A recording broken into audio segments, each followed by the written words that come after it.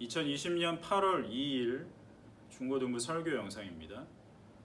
오늘 본문은 에베소서 1장 11절에서 14절까지 말씀입니다. 오늘은 구원의 원인 네 번째 시간, 마지막 시간입니다. 오늘은 구원의 목적인에 대해서 살펴보겠습니다. 과거 영국의 경건한 목사님들이 웨스트민스터, 영국에 있는 곳인데 웨스트민스터 교회에 모여서 교리들을 정리를 했어요. 그리고 그 교리를 정리한 것을 책으로 출간을 했습니다. 자, 우리가 주보에 보면 계속해서 연재되고 있는 이 웨스트민스터 소교리 문답이 바로 그때 만들어진 교리책입니다. 그때 모였던 목사님들이 가장 먼저 합의하고 정했던 교리가 하나님의 영광에 관한 신앙 고백이었습니다. 가장 첫 번째 나오는 소교리 문답의 가장 첫 번째 교리입니다. 인간의 최고 목적은 하나님을 영화롭게 하고 영원토록 하나님을 즐거워하는 것입니다. 자, 이 문장이 바로 그 목사님들이 모여서 가장 먼저 합의하고 정했던 신앙 고백 문이었습니다. 자, 인간이 하는 것, 또 인간을 위한 것, 이 모든 것이 궁극적으로는 하나님께 영광을 돌리는 것으로 향하게 되고 또 그래야 한다라고 이야기하는 것이죠. 하나님께 영광을 돌리는 것이 우선이고 또 최후의 목적이라는 것은 구원에 있어서 역시 마찬가지입니다. 우리 오늘 본문 14절을 같이 읽어보겠습니다. 에베소서 1장 14절. 이는 우리 기업의 보증이 되사 그 얻으신 것을 속량하시고 그의 영광을 찬송하게 하려 하심이라. 아멘.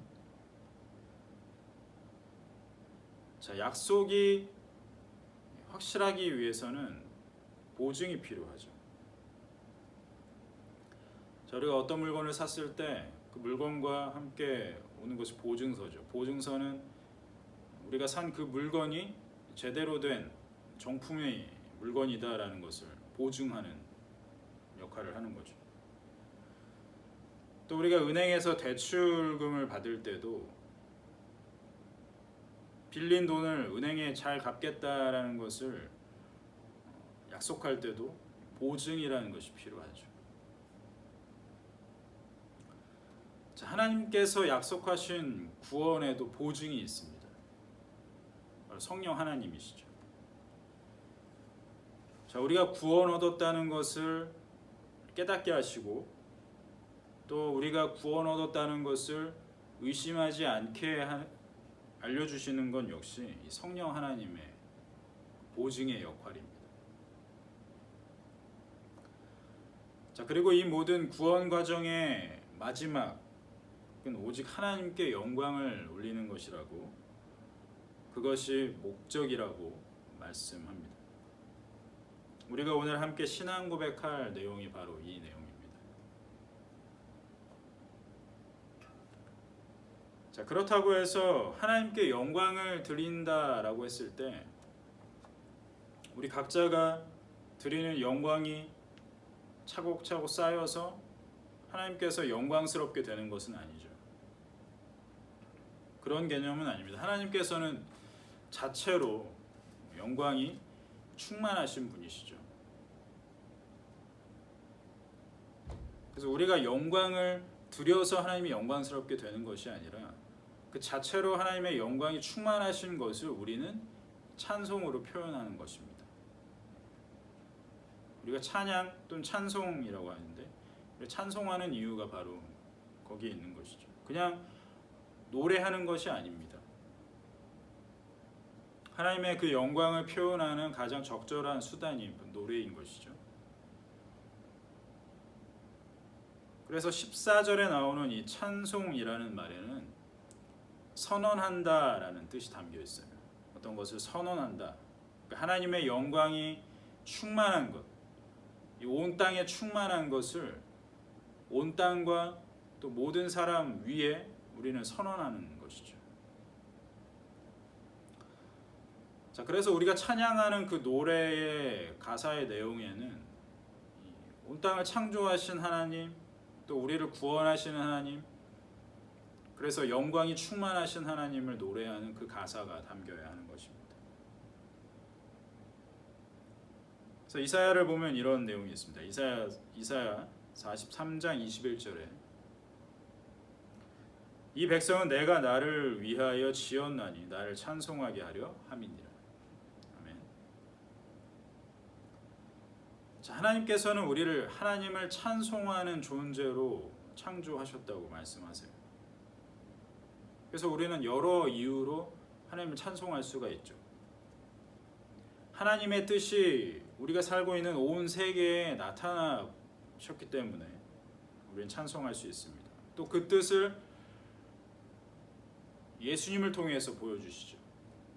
예수님을 통해서 구원하시죠. 그래서 우리는 예수님의 그 구원을, 그래서 궁극적으로 그 하나님의 구원하심을 우리 노래할 수 있습니다. 우리가 하나님께 영광을 올릴 수 있는 방법이 꼭 찬송에만 있는 것은 아닙니다. 우리의 모든 삶을 통해서 하나님께 영광을 드릴 수 있는 것이죠.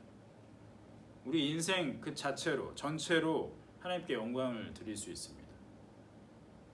그래서 우리가 어떻게 그 인생을 사는지 그 모습을 통해서 하나님의 영광이 우리의 그 인생에 비춰질 수 있는 것이죠.